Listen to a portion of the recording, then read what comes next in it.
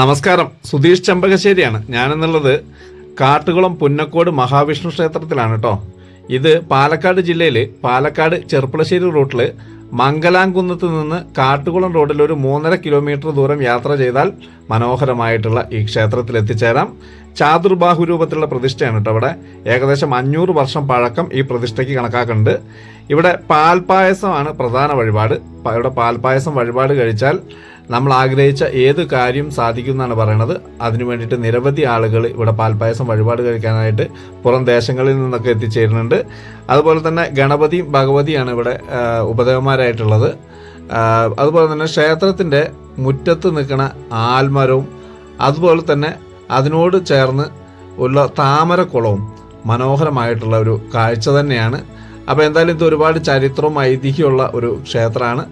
അപ്പോൾ ഇതിൻ്റെ മുഴുവൻ വീഡിയോയിൽ ഞാൻ ഈ കാര്യങ്ങൾ മുഴുവൻ വ്യക്തമായിട്ട് പറഞ്ഞുതരാം.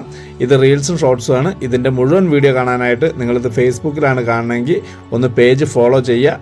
യൂട്യൂബിലാണെങ്കിൽ ഒന്ന് സബ്സ്ക്രൈബ് ചെയ്ത് കൊടുക്കുക. മാക്സിമം ലൈക്ക്, ഷെയർ, കമൻറ്റ് ചെയ്യുക. നമ്മുടെ ഇതുപോലുള്ള ക്ഷേത്രങ്ങളൊക്കെ മറ്റുള്ള ആളുകളിലേക്കും മറ്റുള്ള ദേശങ്ങളിലേക്കും എത്തട്ടെ. അപ്പോൾ ഉടൻ തന്നെ ഇതിൻ്റെ മുഴുവൻ വീഡിയോ ഞാൻ പോസ്റ്റ് ചെയ്യാം. അപ്പോൾ എല്ലാവരും ഒന്ന് ഷെയർ ചെയ്ത്